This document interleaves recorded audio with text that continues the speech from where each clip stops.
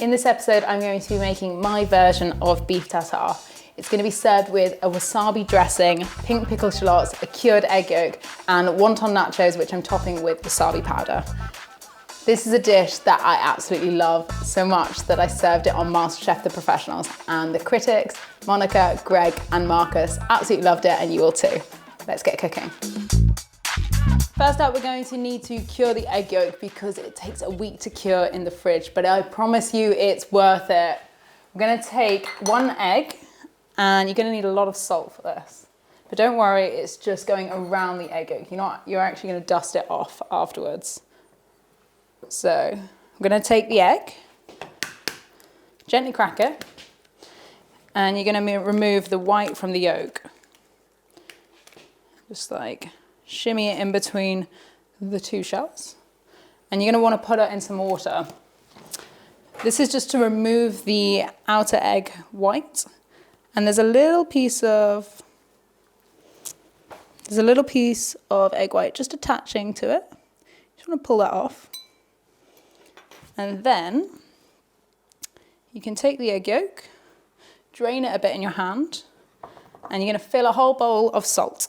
Put a little indentation in the salt with your finger, and then gently place the egg yolk into the salt. And then we're going to cover over the egg yolk with the rest of the salt. We're just going to put it to bed in the fridge for about a week. So we don't have to wait a week. I made one earlier, and we're going to cover it over. We're going to crack into it and see how it's doing. Dust him off. It's like diving for fossils or hunting for fossils. And just, you can take off the salt. We'll give him a little bath. I always personify my food, I don't know why. And you can see it's turned this beautiful red colour. Look at that. Very cool. You can just dry it off on a little J-cloth. You can dry that off before you're ready to use it. So we're just going to dry that off slightly. And we're going to be grating this, so you can just leave that on the side and it's going to be ready to use later. I'm going to give it a little clean down and then we're going to move on to the pickled shallots. We're going to make pink pickled shallots. To do this, you're going to cut your shallot into rondelles, so like thinly sliced round pieces of shallot. Go as thin as you can. You can use a mandolin, or if you've got a sharp knife, that's just as good. Cool. And then you're going to also need a beetroot. Just going to slice off one slice of beetroot. And then to make the pickle liquor, we're going to add in water, rice wine vinegar, and sugar. Always use a ratio for whatever pickle you do, 3-2-1. 120 grams of water, 60 grams of rice wine vinegar, and 30 grams of sugar. So we're just going to add that. We're going to bring everything to the boil with the beetroot. Ooh.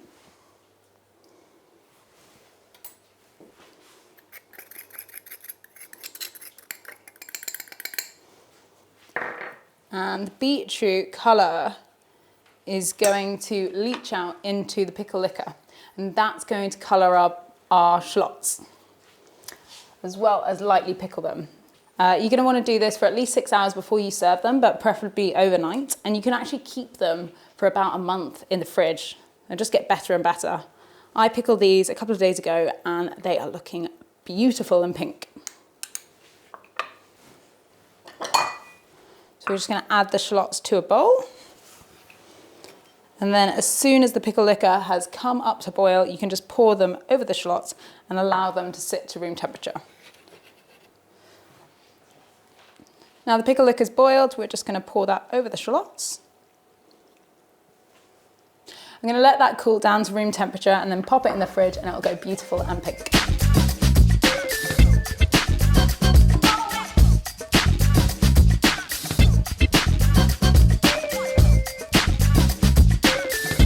Now we're going to fry the wontons. You want to get your oil hot. This oil's at about 180, so be careful as well at this stage because You can burn yourself quite easily. Fry the wontons away from you. Always go away from you, otherwise it can be prone to burning. So be super careful. And then you want to push down with a spoon or some tongs to make sure that the wonton paper is underneath the oil. And we're going to fry them for about 30 seconds until they're like really crisp. And then you're just going to take them out of the oil, flip them over, fry them again on both sides, and then remove them from the oil. Give them a little shake, and then drain them on some kitchen roll. I'm gonna do the rest of these wontons and then move on to the wasabi dressing.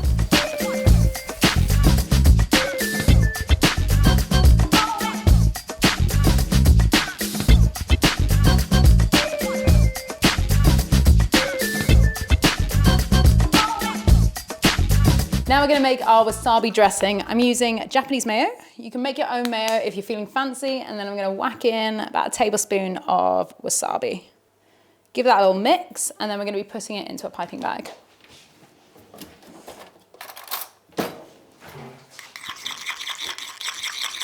Let's stir. And then pop it into a piping bag to use later. I love Japanese mayo because it has a sweetness and it's made wholly from egg yolk, so it's super rich. I'm gonna pop this in.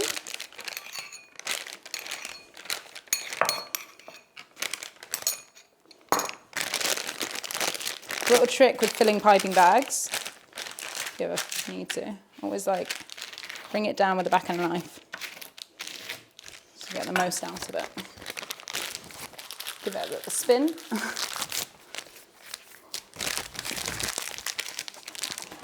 Tie it off. Now it's time to prep the beef. I'm using beef fillet here because it's the most relaxed muscle of the cow. It doesn't really do any work, so it doesn't have any sinew or any fat. So it's super lean and it's perfect to use for beef tartare. I'm gonna dice it up into about 1 centimeter dice. Just slice up the beef. It's really tender. Beef fillet's really tender, so it's going to be easy to run your knife through. But always make sure you have that sharp knife. And then carve it into long pieces. And then line all those up. And we're going to dice that up really finely. Carving the beef is really important in a tartare. Because it's raw, this is the only tenderizing you're going to have for this dish. So you need to use really great knife skills and make sure you have a really sharp knife. Dice this up. You want to go quite fine. Then we're going to place that into a bowl. It's ready to go. And then just do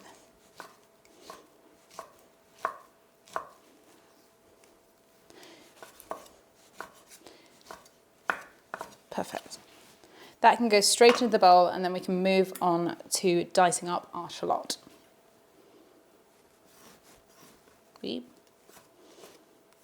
Get it all in there. Right, we need to dice up our shallot really, really fine. And there is a trick to doing this. You're not going to dice the shallot the normal way you're going to dice an onion. You're going to peel off the 2 outer layers. We're not going to use those. And then we're going to peel the shallot into about 2 layers each. So you can even go single layer. If you're not feeling confident with your knife yet, then go single layers just because it's easier. I'm going to flatten that down. And you make sure your knife is really sharp. And you're going to go in long, thin strands. Almost like a julienne. And then bunch them all together. Give them a little stand up like soldiers. And go the other direction. This is how you get really, really finely diced shallot. If you don't do it this way, you're not going to get really finely diced shallot. I'm going to carry on with the rest of this shallot and add it to the beef.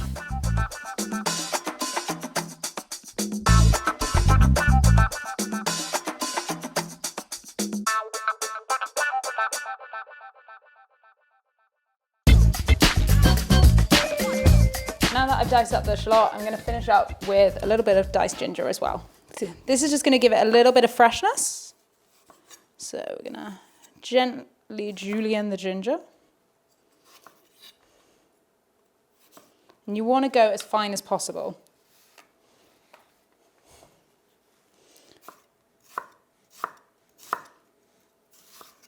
Again, you can use a mandolin. If you're not feeling confident, always use a mandolin.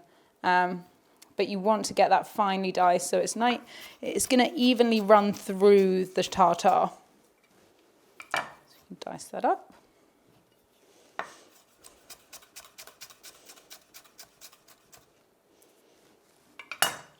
Knife skills are most important when making a tartare. The simplest of dishes, but there's nowhere to hide. I actually made a tartare on MasterChef, and the critics, Marcus and Monica, absolutely loved it. It was one of my favourite dishes for the entirety of the show.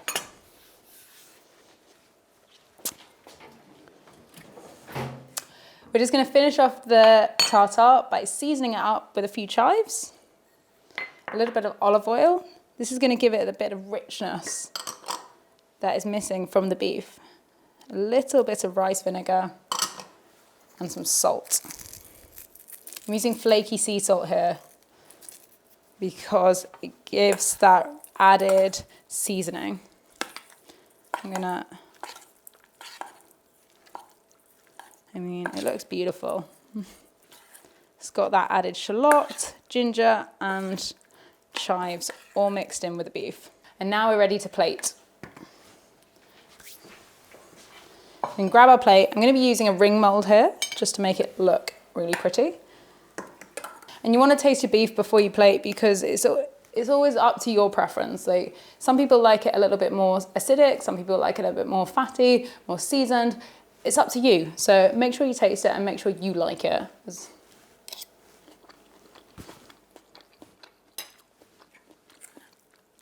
I'm going to add a little bit more salt.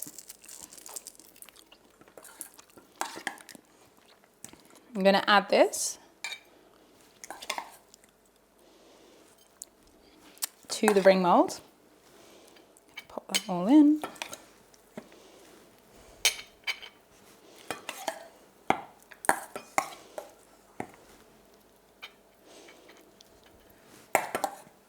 I'd say this serves two, so it's going to be like a sharing starter. You want to pack it in there, give it a bit of texture, but yeah, firmly press the beef into the ring mold.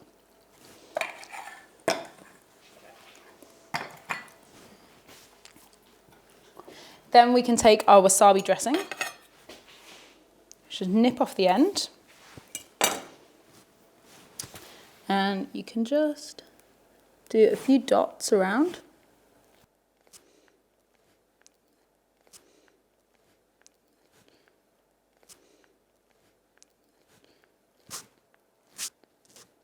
Going to give it that bit of heat. We're using wasabi here instead of horseradish, so it really goes with beef. It's a classic. And then I'm going to take my fresh herbs. So I've got the egg yolk that I had earlier, some micro shiso and some chive batons. I'm going to drain these shallots that I've been pickling in the beetroot just on some J cloths. They look beautiful. And you can take the rings out of the shallots.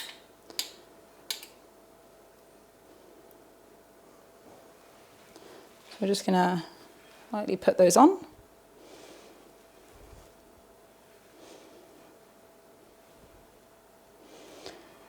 And just delicately put them on. There's no order to it. It's just randomly. Make it look organic. That's what my head chef always used to tell me. Make it look like it's organically fallen on a plate. We can also put on some crispy shallots. I've got some crispy shallot rings that, if you haven't checked out my video on furikake, there's a simple method to make these beautiful shallot rings. And this is going to give it that added crunch. We're going to add in a few chive batons. So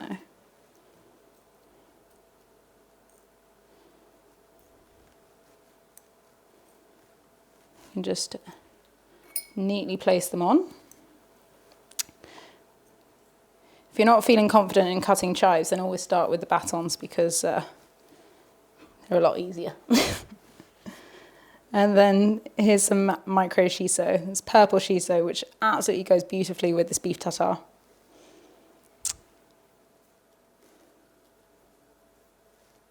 And gives it that nice bit of colour. Cool. Now, we're going to gently take the ring mould off and hope for the best that it all stays together, which it does, so we're good. And finally, we're going to add in our cured egg yolk. I'm using a microplane here, so this is almost like your raw egg that you normally put on beef tartare. This is just a little bit something different. Just gonna grate that on top. That'll give it a bit of the egg yolk will give it a bit of richness, and it will also give it a bit of seasoning as well. So it looks really pretty. I'm really happy with this. And then on the side, you can give some of these wonton crisps. I'm just going to break them up. You can pop these directly on the side. Layer those up. And the idea is you're going to take a wonton crisp, whack it into the beef and eat it. I'm going to finish this off with a bit of wasabi powder.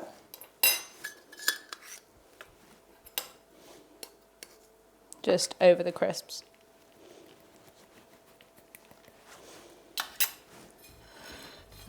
That's my beef tartare with wonton nachos, wasabi dressing and cured egg yolk. Enjoy.